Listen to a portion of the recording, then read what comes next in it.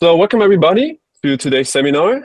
The TransferLab seminar of today will be given by Teusen, who will give an introduction to simulation-based inference. He did his PhD in this topic, and he's also one of the developers of the SBI package. So he has quite some insight in this topic, and we're looking forward to this overview of this topic.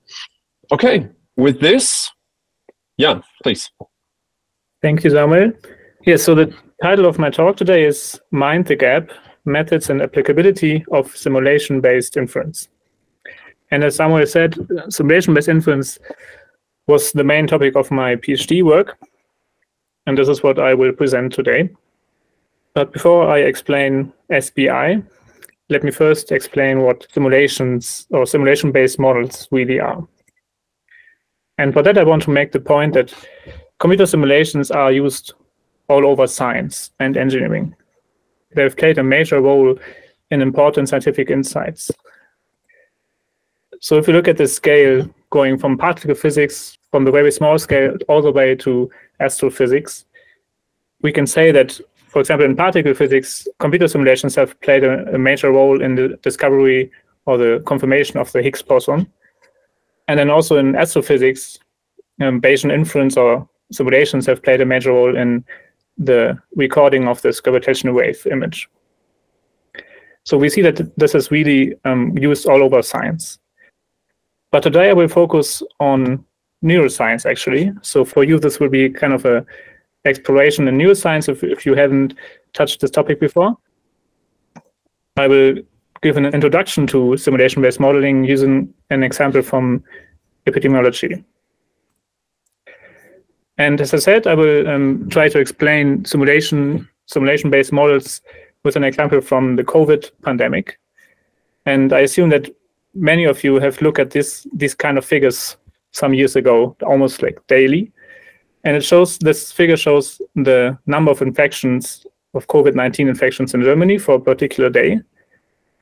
And back then, this data was used for political actions against the COVID-19 outbreak, for example, for the strict contact ban in March 2020. But back then, the political actions were not based only on this data, but also on computer simulations. So in the background, scientists were using a computational model to understand the dynamics behind these infection numbers. So one of these models is called the SIR model, where we assume in this model, it's like a phenomenological model, where we assume that we have three groups in the population: the susceptible group, S, an infected group, I, and a recovered group, R. And then we assume that we have some transition rates between these groups. And with this assumption, we try to model the underlying dynamics of the COVID outbreak. Then often in these phenomenological models, we have some parameters that have some physical interpretation.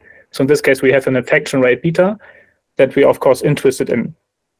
And now if we have our observed data, the number of infections in Germany, then we try to reproduce this data using our computational model. So here we try to fit the green curve to the blue diamonds in order to understand the dynamics of the COVID outbreak. And if we manage to do so, if we manage to find a model that can fit this data, then we have two essential benefits.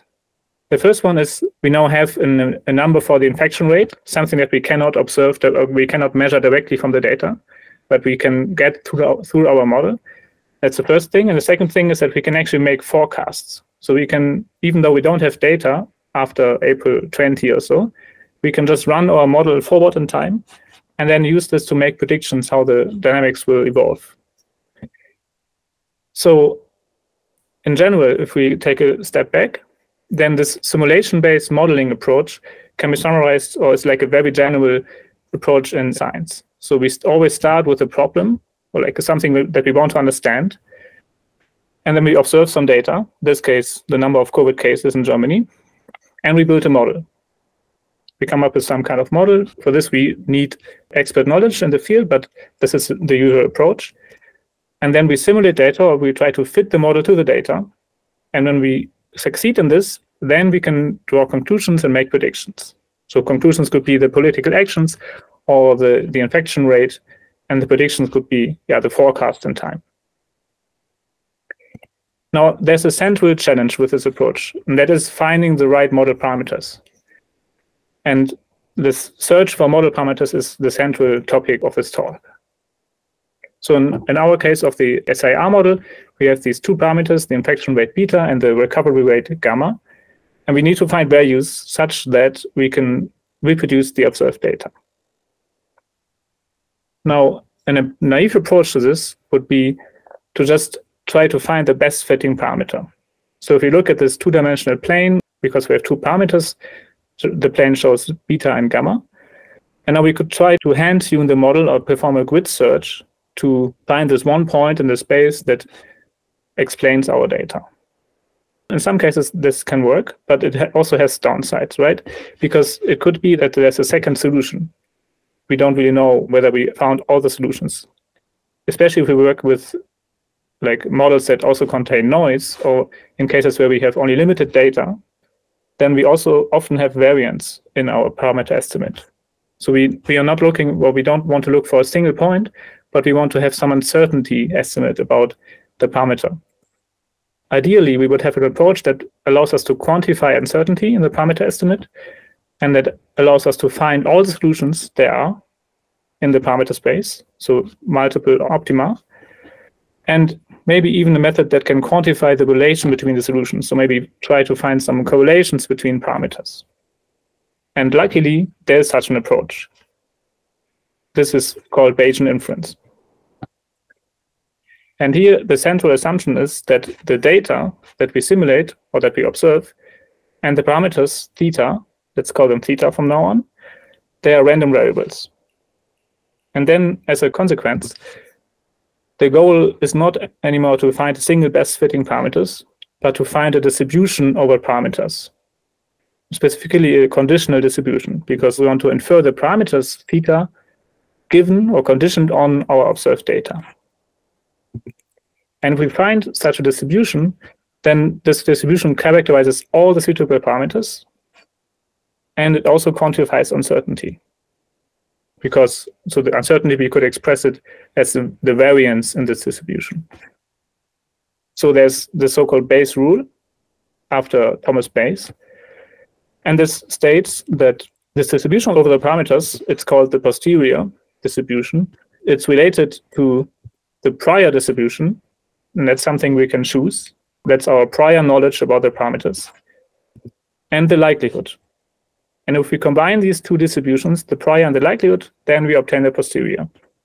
And the likelihood is actually defined by our computational model. So the posterior combines the information from the model with our prior knowledge and to obtain this conditional distribution. All right, so ideally we would now apply this Bayesian inference approach to the simulation-based models.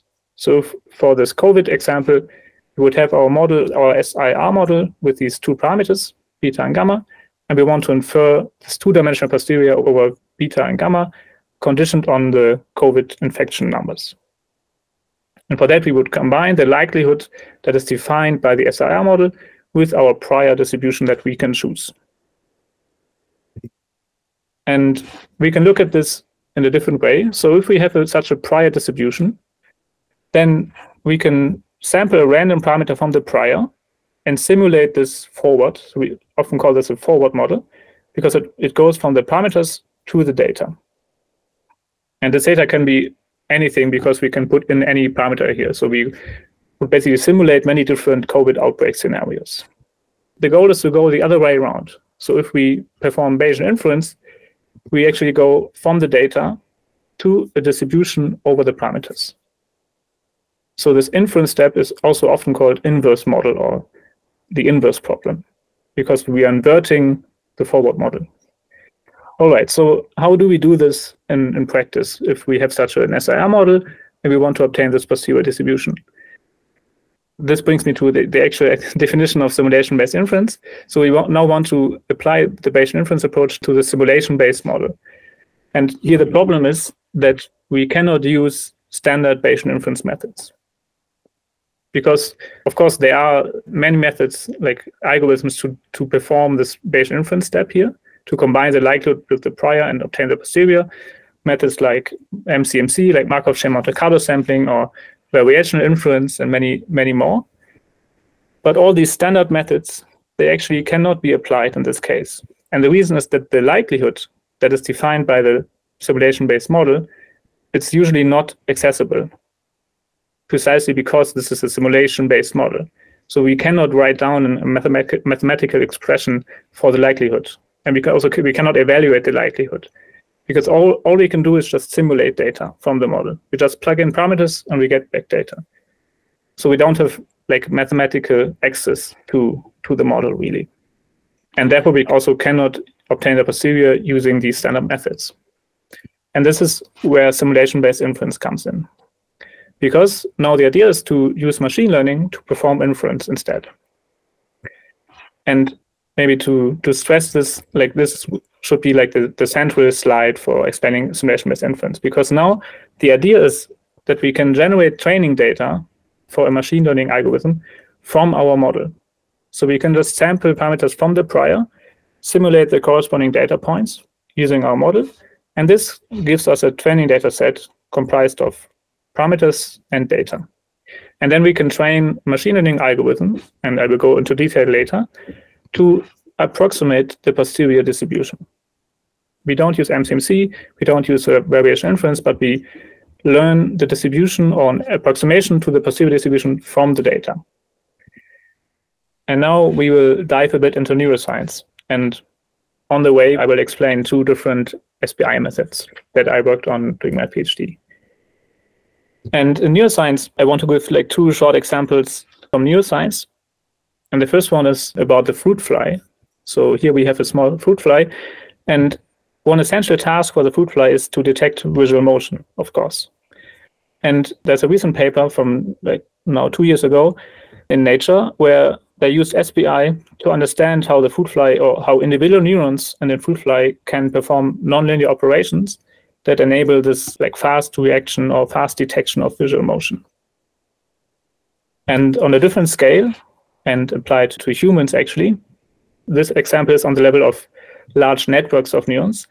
And SBI was used here to infer parameters of a whole brain model in human epilepsy patients. They built a model of the communication between brain areas in the human, and they used this model to predict the outcome of epileptic seizures.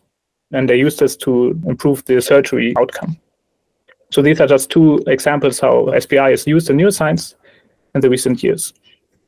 Despite these exciting applications in neuroscience, there are still open challenges for SBI. And the first one is that we have all these very exciting applications, but our current SBI methods, they struggle with some of these models or with some of with the structure of the data. So there's a need for better SBI methods in many cases. And there are also many unexplored subfields in neuroscience, or also in other research areas, where SBI could be applied, but it's not so clear like how exactly, and it kind of has to be shown that SBI can be applied in these cases.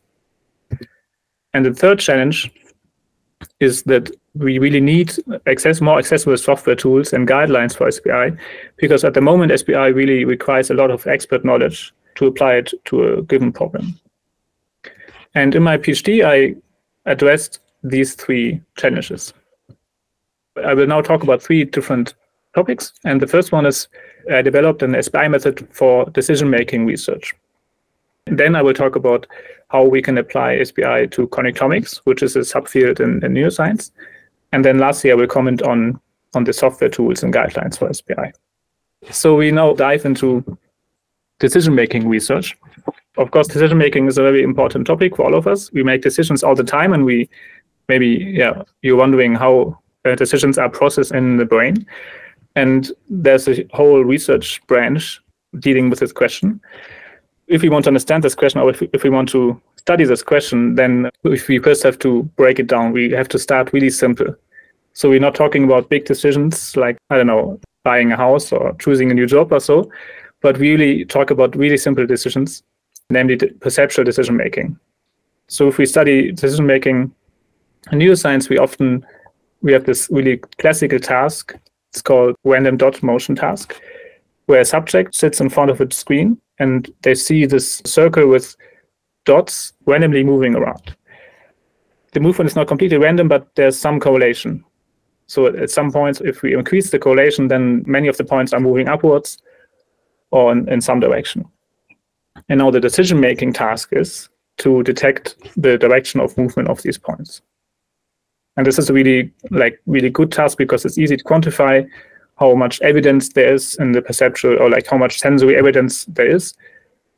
And it offers a lot of opportunities to study the decision-making. And the usual setup is that the subject fixates a point on the screen. In this case, it's actually a monkey. And they can record from a receptive field, so from some neurons that are responsible for processing the information from this area in the visual field. And then the dots show up, and then the monkey has to detect the direction of movement and make an eye movement to this direction. So in this case, either left or right. And then we record the reaction time and the decision made. So the behavioral data that we are recording is reaction times and choices. And often this is only binary choices. So in this case, left and right. And then at the same time, we're also recording neural data. So we have some single cell recordings from a brain area. The usual approach is to kind of connect or relate the decisions made by the monkey to the brain activity. Now we are entering this loop I mentioned in the beginning. So the next step is to build a computational model for this decision-making process. On the one side, we have our data, the reaction times, and the choices. And we often have like large data sets, so we repeat this task for many trials. And on the other side, we have our model. And there's a very classical model that's called the drift diffusion model. And again, it's a kind of a phenomenological model, because we're measuring that we have like a decision variable that evolves over time, and it evolves with a drift. So it's drifting towards the upper or the lower decision boundary. When it crosses the boundary, the decision is made. So the parameters of this model, or in this setting, we have 4 parameters. We have a drift, which kind of represents the sensory evidence. When we have the boundary A, or the separation between these 2 boundaries, and an offset parameter, W, and also a so-called non-decision time, which is kind of an offset or a delay in the experimental setup. So this computational model, the drift diffusion model, is actually a stochastic differential equation in the background. So because we can model this as a Brownian motion with some drift in one direction.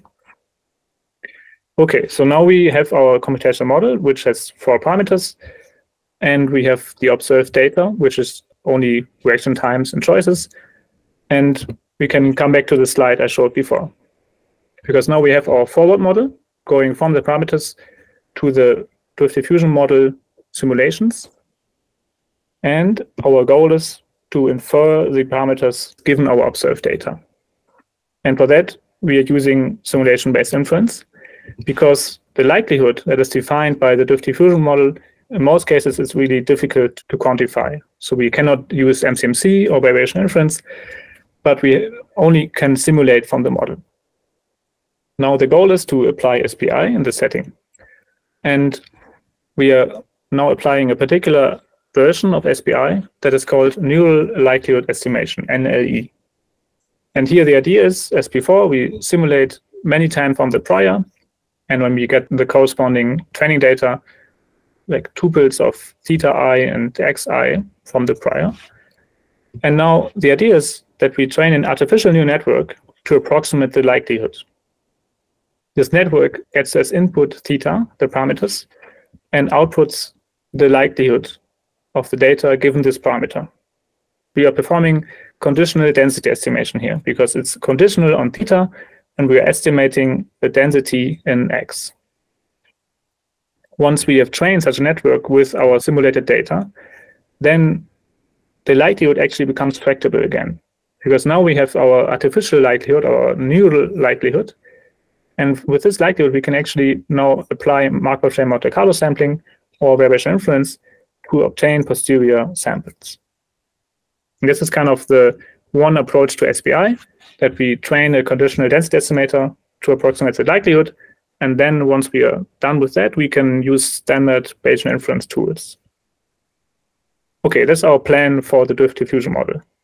By training such a neural likelihood estimation for the DDM, we're actually replacing the model, right? Because before, when we simulate data, we just plug it into the drift diffusion model and get back data.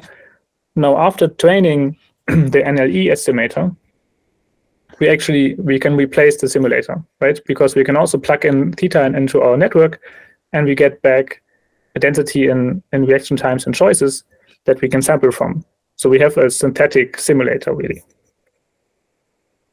Another example, another advantage of this approach is that we can train this neural likelihood estimator on single trials. So we just plug in single thetas and train with single reaction times and choices. And then doing inference, when we perform MCMC or so, we can just combine the individual trials using our single trial likelihood. So even if we conducted an experiment with like 100 trials, so the monkey was doing 100 repetition of the experiment, so we have this 100 observations here. And now we have trained our density estimator only on single trials.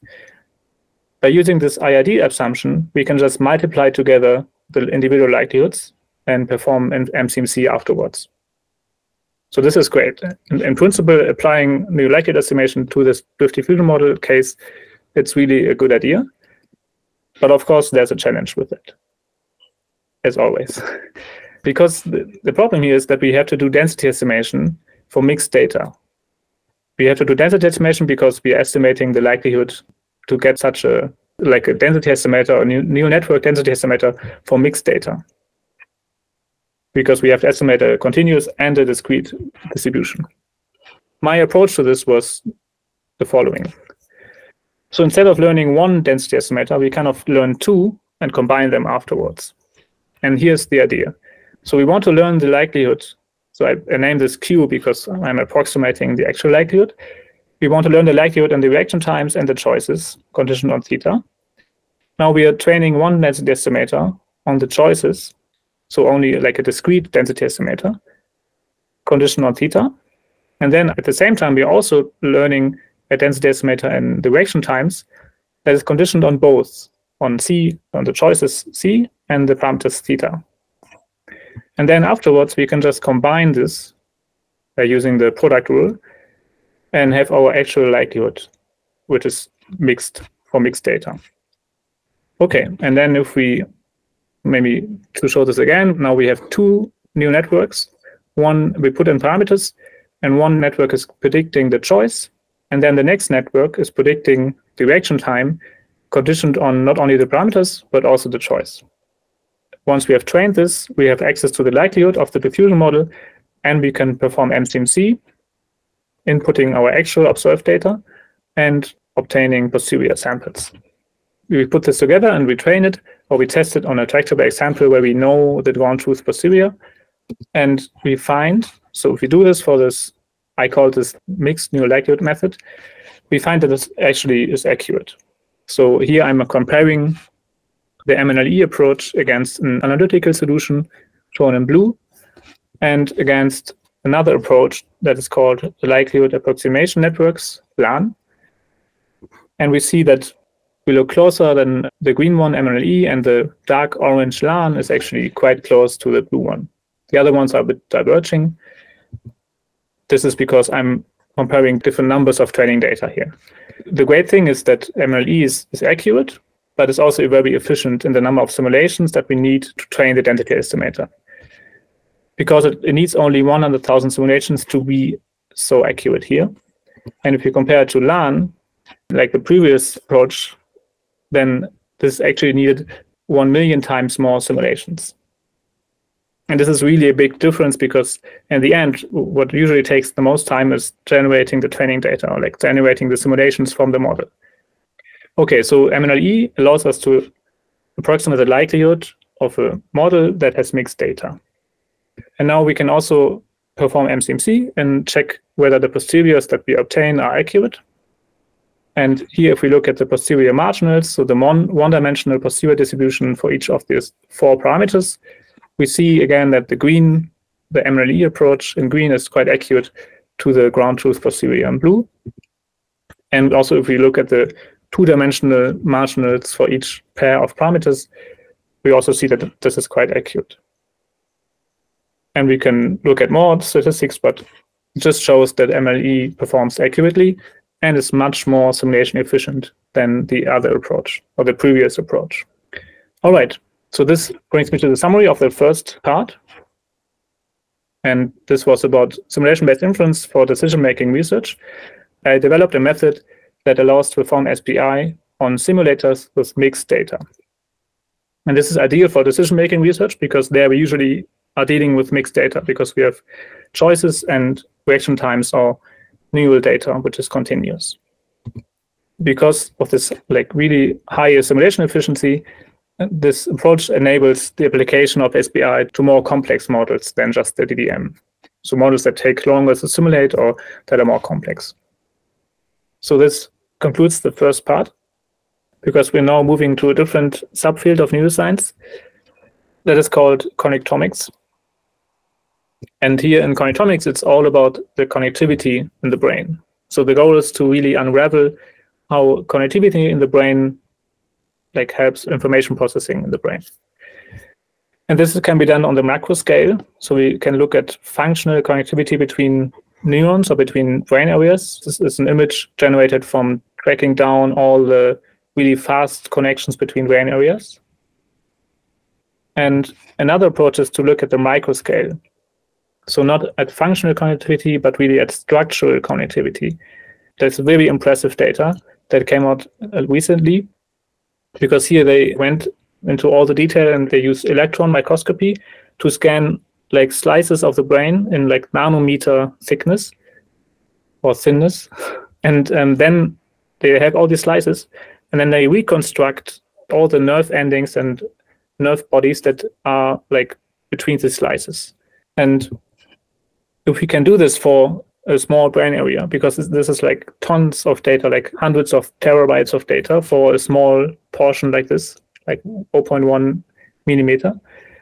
If we can reconstruct all the connectivity in this brain area on this chunk of brain, then we can get such a connectivity matrix for this brain area. So we have all the different neuron types in the rows, in the columns here, and then we get a blue dot whenever there's a connection between these two. And then if you have such a connectivity matrix, then we can actually try to understand or try to look for patterns in this connectivity. And this will help us to understand how certain brain areas are processing information. And now one central question is, how do these connectivity patterns actually emerge? During the development of the brain or doing different activities, so maybe learning or some genetic coding that gives rise to these patterns. And so the question is whether there are maybe rules that determine the connectivity patterns. In the second project of my PhD, I worked on this question.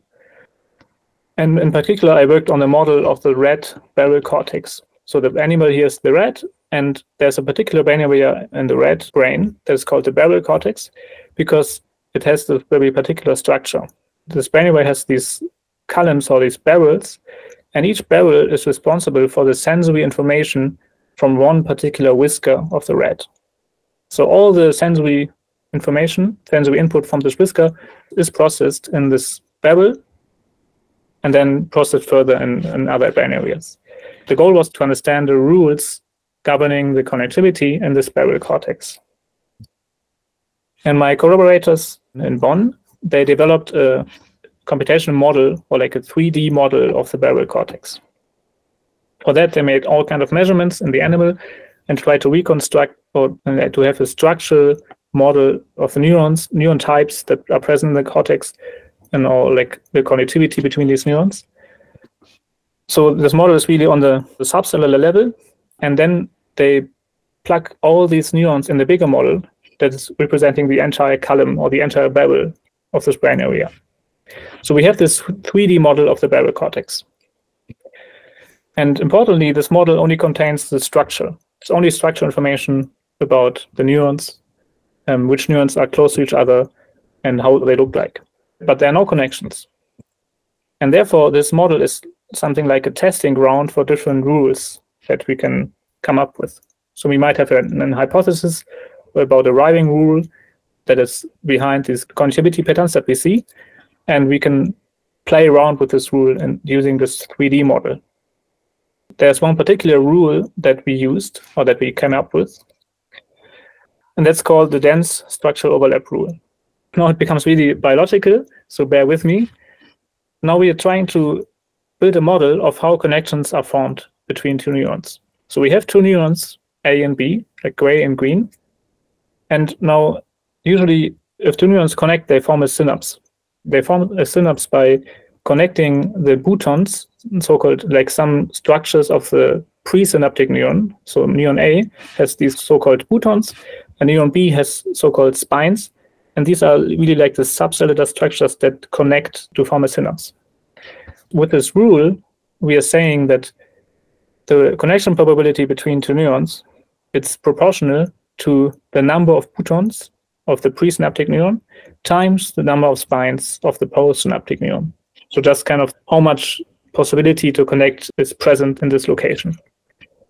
There's also competition between neurons, right? Maybe neuron A wants to connect to something. So the probability to connect to neuron B has to be normalized by all the neurons close by, so all the other possible connectivities. And this defines our dense structural overlap rule. I mean, we have to find a mathematical form for this. So we have these three features, the presynaptic features, the postsynaptic features, and the normalization factor. And for each of them, we add a scaling factor that's in the exponent. So these are actually our model parameters. So each feature is scaled by a parameter that represents kind of the importance of this feature. All right, so now we can go ahead and calculate this dense structural overlap for every neuron pair in this 3D model of the cerebral cortex. And then if we have this dense structural overlap, it's the probability of connection, right? So we are sampling the corresponding synapses, or like synapse counts, from a Poisson distribution. And this is our model. So to summarize, we have this dense structural overlap with these three parameters. And now we can plug in parameters and apply the rule to the 3D model. And we get back a simulated connectome, like all the connections that are present given this rule. And now we want to compare our prediction, or like our simulation, to actual observed data. It's not possible to observe or to record the connectivity from the entire cerebral cortex. It's just not possible. The only thing we can do is to do like single paired recordings, like stick in electrodes in the cortex and try to find cells and check whether they are connected somehow by recording from them. So all we have as observed data is just paired recordings. So we have to kind of break down our simulation from the entire cerebral cortex to just like a given number of connections that we can record. And this step is only needed because we need to compare our simulation to something that we can actually observe. So if we summarize the whole simulation process, we would sample something from the prior, simulate our synapses in our 3D model, and then we go in the model and check which cell types are connected and which are not connected, and we get the simulated data that we can compare to the observations. So in this study, we used 7 observations that have been measured in the red cerebral cortex. So these are the black lines here. And then we can simulate from the prior and simulate our 3D model. And with the simulations, we can cover the entire range from 0 to 1, right? Because we are just randomly sampling from the prior, simulate with the rule, and then calculate these connection probabilities between cell types, and all kinds of data we can simulate with that. And now we come back to the standard slide that you should know by now. So we have the forward model going from the parameters to the simulated data. And now we have the observed data, and we want to find the parameters that explain this observed data. And again, we have to use simulation-based inference because, of course, with such a complex model, we cannot track down the likelihood. We have to use simulations. So again, we're generating training data from the model and then use SBI to approximate the posterior, our dense structural overlap rule. Now this time we are using a different SBI method that is called neural posterior estimation, NPE. And here the idea is, again, we simulate from the prior to get training data, and now we're not approximating the likelihood, but we are directly approximating the posterior. Because if we do conditional density estimation, we don't have to do it on the likelihood. We can also do it on the posterior. So in this case, we have as input to the network the data x. So we're conditioning on x, and then we're learning density in theta. And this is directly our posterior. So we don't have to perform MCMC or variation inference, but we can directly get the posterior. And now if we apply this to the connectomics example, then we have a three-dimensional posterior because we have these three parameters for these three structural features. And we can see, if we look at the one-dimensional marginals, that we have the prior in gray, and then we have like a previous study that proposed the red parameters. And now we have our posterior that we obtained with SBI that proposes like a slight shift to one side. So it's slightly different than the prior. So this maybe doesn't tell us much about the problem really, but we have access to the full posterior distribution, right? We not only have access to the one-dimensional marginals, but also to the correlation structure in this posterior space, right? So that's a really important feature of SBI, right? Because we're not doing point estimates. Also, we don't only have marginals, but we can look at the two-dimensional distribution of the parameters. And for example, here we can see that the parameter theta post and theta post all, they are highly correlated. So if we increase one parameter, then the other one will increase as well if we want to explain the data. And this really is an important point about SBI. This really helps us to understand or to interpret our model. And there is some biological interpretation for this, but we will not go into that detail now. This leads me to summarize the second project, SBI for connectomics. And here we have seen that we have this massive amounts of structural data from connectomics research, and we have these computational models that try to explain this data. And now we can use SBI to help inferring the parameters of these models and to kind of guide the development for better models. Previously, researchers would usually do like grid search or try to find single best fitting parameters. But now with SBI, being able to apply SBI really makes this exploration of different hypotheses faster. So we can try out new rules much faster than before. Now we are also done with the neuroscience part. Now we're coming to the software tools and guidelines for SBI. And here I want to make the point, which is actually the title for the talk, that I think that there's a gap between the methods and the applicability of SBI. Because SBI is a very active field of research. So there are new methods coming out every other month or so. And we have all these SBI algorithms that are getting more powerful. And we can also get confusing for the user, right? Because now we have seen neural likelihood estimation, we have seen neural posterior estimation, but there are many more methods. And there are new methods coming out, like based on diffusion models or flow matching. And usually these methods are published at the common conferences like NeurIPS or ICML or so. And then hopefully they come with some research code repository on GitHub. But often it's really challenging to answer these questions, like which method should I use for my particular example and how should I use it? Is there code available? Can I actually run this method on my problem? And how does it compare to other methods? From a practitioner's point of view, it's really challenging to make use of these advancements in SBI. That's why we thought that it would be good to develop a Python package that kind of unifies all these methods and makes them accessible for the practitioner. So we developed a Python package that has good documentation and has tutorials and is user-friendly so that SBI can actually be applied in practice. We designed this package to have like a detailed documentation and, as I said, like tutorials, and we organized workshops and hackathons. We designed it such that it's really, you can do SBI in a few lines of code. So we just have to define the prior, you define the simulator, you plug this into one function, you train a neural network, and then you get the posterior samples. it was really nice to see, or like a really nice motivation during my PhD, that this SBI toolkit has actually been adopted by the community.